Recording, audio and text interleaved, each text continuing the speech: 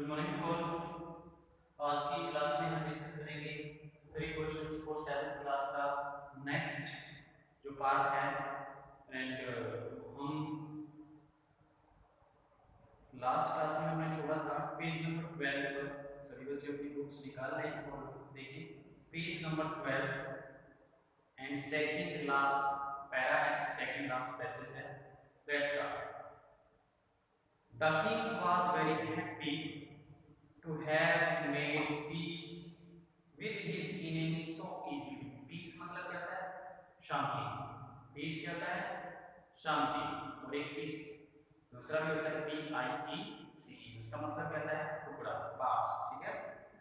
तो राजा बहुत खुश था to have made peace with his enemy so easily, अपने अपने शत्रु के साथ, अपने दुश्मन के साथ इतनी आसानी से शांति स्थापित करके, ठीक है, शांति बना करके या शांति स्थापित करके राजा अपने शत्रु के साथ, ठीक है, बहुत खुश हुआ। And to have won him over as a friend, और उसने ऐसे लगा कि जैसे उसने उसको अपना क्या बना लिया, वो अपना मित्र बना लिया, ठीक है। He is not only forgive him but said he would send his servants and his own doctor to look after him.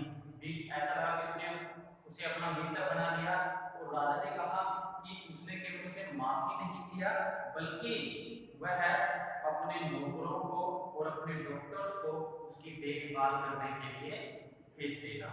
Look after का मतलब क्या होता है? देखभाल। And he promised to give back the man his property. Property मतलब संपत्ति, ठीक है। तो उसने प्रॉमिस क्या होता है? वादा करना।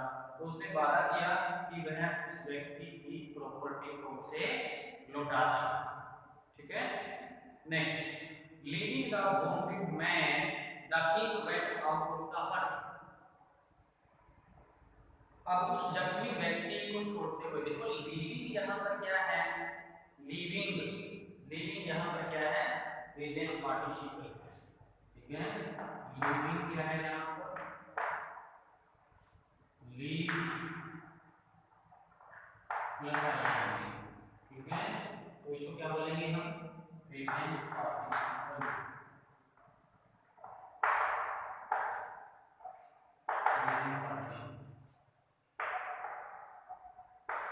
प्रेजेंट पार्टिसिपल की आइडेंटिटी क्या होती है? वर्ब के फर्स्ट प्लस आइडेंटिटी, और ये कंटीन्यूअस एक्शन को, ये कंटीन्यूअस एक्शन को शो करता है, ठीक है। लिविंग द वुंडेड मैन, तीन तरह के पार्टिसिपल्स होते हैं, प्रेजेंट पार्टिसिपल, पास्ट पार्टिसिपल और परफेक्ट पार्टिसिपल, ठीक है। प्रेजेंट पार्टिसिपल वर्ब की फर्स्ट फॉर्म के साथ आईएनजी, पास्ट पार्टिसिपल क्या हो जाएगा? वर्ब की थर्ड फॉर्म, ठीक है। एंड जो परफेक्ट पार्टिसिपल होता है उसे क्या बोलते हैं? हैविंग प्लस वर्ब की थर्ड, ठीक है, हैविंग प्लस वर्ब की थर्ड। तो देखिए, leaving the wounded man the king went out of the hut and looked around for the hermit. इस जख्मी व्यक्ति को छोड़ करके the king went out of the hut, राजा झोपड़ी से बाहर चला गया। And looked around for the hermit, और वो उस साधु को देखने लगा, ढूंढने लगा। Before going away, he wished once more to get answers to his questions. भी वहां से जाने से पहले वह चाहता था once more to get answer to his question, भी एक बार और उसके प्रश्नों के उत्तर मिल जाएं। The hermit was on his knees showing seeds in the pads. जो हर्मिट था वो अपने घुटनों पर बैठा था, कहां पर? क्यारी में, और उन क्यारियों में बीज बो रहा। शो क्या होता है? बोना, SOW, show, SHOW, show. Pronunciation में डिफरेंस है, SHOW शो और SOW सो। सो मतलब बीज बोना। तो वह उन क्यारियों में बीज बो रहा था, that had been dug the day before, जो एक दिन पहले खोदी गई। The king went up to the hermit and said, Raja hermit के पास गया and said, और कहा, for the last time, I beg you to answer my questions by man. वे है बुद्धिजीवी व्यक्ति के बुद्धिमान व्यक्ति भी एक बार फिर या लास्ट टाइम मैं आपसे अपने प्रश्नों का उत्तर जानने की प्रार्थना करता हूँ।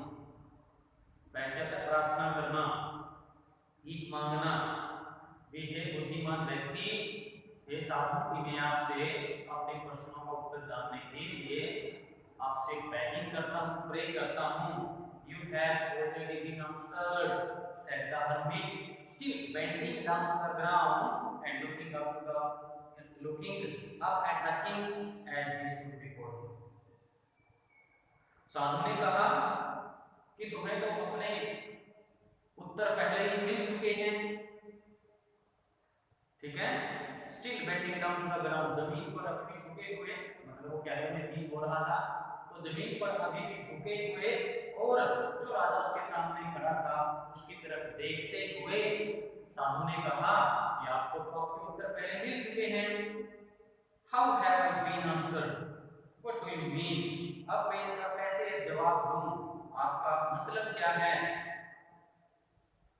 Do you not see, replied the hermit, hermit ने रिप्लाई किया, क्या तुमने नहीं देखा। If you had not pitied my weakness yesterday and had not done these best for me, you would have gone away. यदि आपने कल मेरी कमजोरी के ऊपर दया नहीं की होती, पीटी क्या था, दया करना, ठीक है, वीकनेस क्या था, कमजोरी, कल यदि आपने मेरी कमजोरी के ऊपर दया नहीं दिखाई होती और मेरे लिए उन क्यारियों को नहीं खोदा होता, you have gone away, और आप वहां से चले गए। यदि आप मतलब उस पर दया ना दिखाते, मेरे लिए वो क्यारियां ना खोदते और आप ऐसे ही चले जाते, then that man would have attacked you, मतलब ये काम हो गया। then उसके बाद क्या हुआ, ये आपने कल क्या किया, आपने मेरे ऊपर दया दिखा करके कल क्यारियां खोदी, ठीक है, and you have gone away, उसके बाद तुम चले गए। then that man would have attacked you and you would have wished you had stayed with me, उसके बाद तुम चले गए होते, तो क्या हुआ, then that man, और उसके बाद फिर क्या हुआ, that man would have attacked you, उस आदमी ने आपके ऊपर हमला किया होता, you would have wished, और आपने ये कामना की होती, you had stayed with me, और आप मेरे साथ रहे।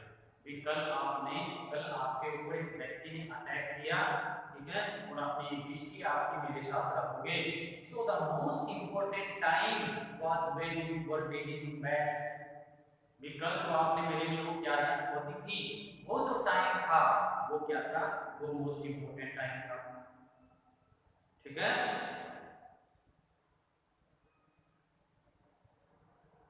एंड मतलब जब आप मेरे लिए वो क्यारियां खोद रहे थे तो वो मोस्ट इंपॉर्टेंट टाइम था, and I was the most important man, और मैं वो मोस्ट इंपॉर्टेंट मैन हूं, and to me good was your most important business, to me, और मेरे लिए अच्छा करना was your most important business, वो आपका सबसे अच्छा काम, भी मेरे लिए आपने अच्छा किया तो वो आपका सबसे अच्छा बिजनेस था, सबसे अच्छा काम था, ठीक है। Afterwards when the man came to us, और उसके बाद क्या हुआ, उसके बाद वो आदमी दौड़ा हुआ आया। The most important time was when you were caring for him, और मोस्ट इंपॉर्टेंट टाइम वो था जब आपने उसकी हेल्प की, आपने उसकी देखभाल की, because if you had not dressed his wounds, क्योंकि यदि तुम उसकी पट्टी नहीं करते, उसके जख्मों को पट्टी नहीं करते, he would have died, वो मर गया होता, without having made peace with you, आपके साथ बिना शांति समझौता किए, भी आपके साथ वो बिना शांति स्थापित किए मर गया होता। so he was the most important man, तो इसलिए वो क्या है, वो most important व्यक्ति है। and what you did for him was your most important business, और जो आपने उसके लिए किया वो आपका सबसे अच्छा काम है। Remember that there is only one time that is the most important, that and that time is now, तो याद रखो केवल एक बार में, that is the most important and that time is now. सिर्फ एक बार में एक ही समय मोस्ट इंपॉर्टेंट होता है, और वो कौन सा होता है? अब भी वन टाइम में, सिर्फ वन टाइम में एक ही टाइम मोस्ट इंपॉर्टेंट होता है, और वो कौन सा होता है? वो अब होता है, मतलब जो हम अब करेंगे वही हमारे लिए क्या होगा? बेटर होगा। And it is the most important time because it is the only time we have any power to act. क्यों? Now का मतलब अब हमारे पास टाइम है, अब है तो है, फ्यूचर में होगा नहीं होगा, पास्ट तो पास्ट हो चुका है, past is last.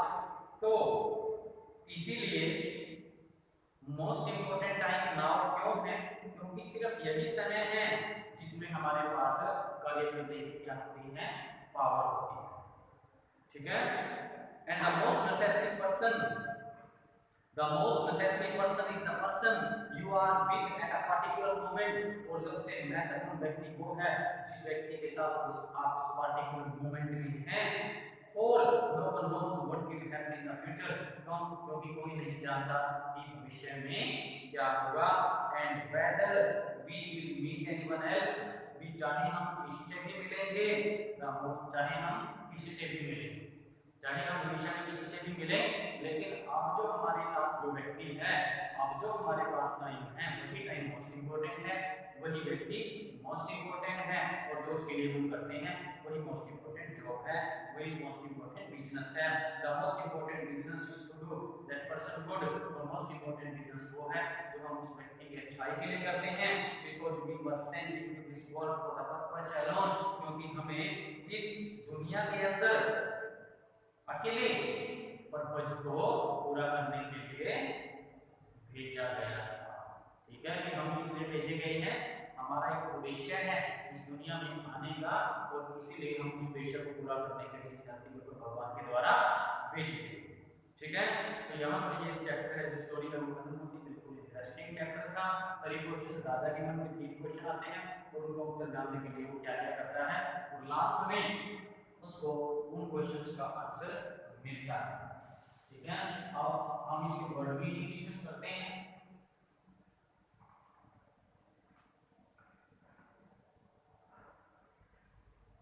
Piece,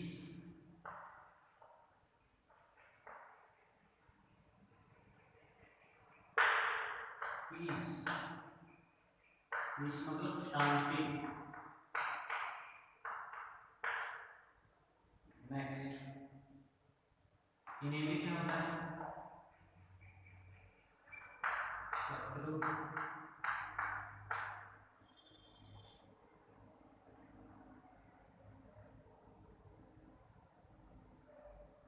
property, property, property होता है संपत्ति,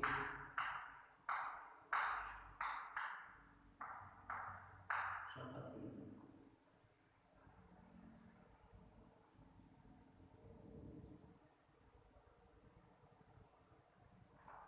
शोभित,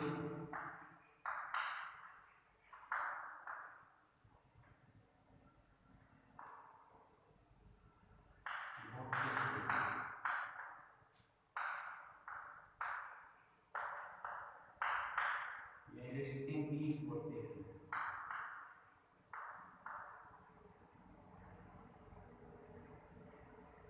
नेक्स्ट आता है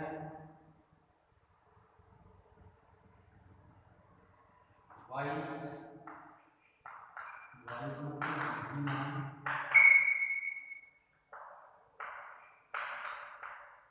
बुद्धिमान।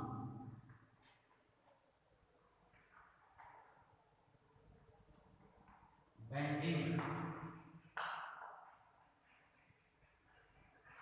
झुके हुए।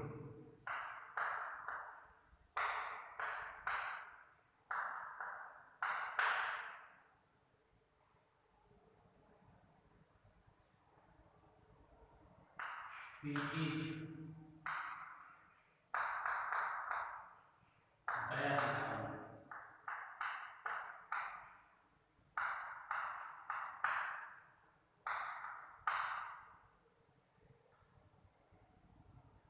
वीकनेस,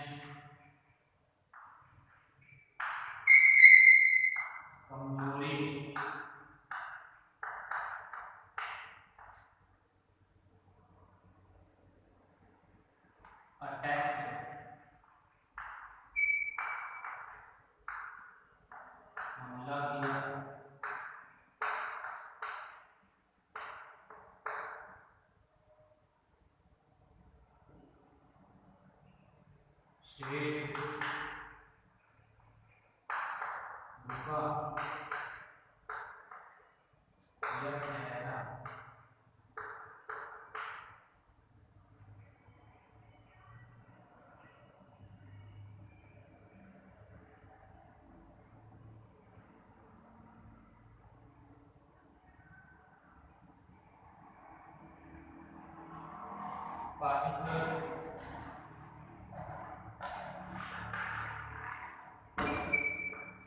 विशेष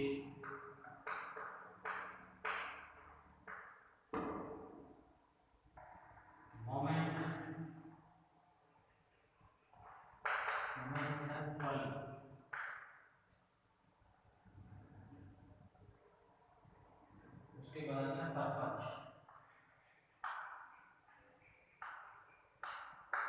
परपच क्या होता है? विषय।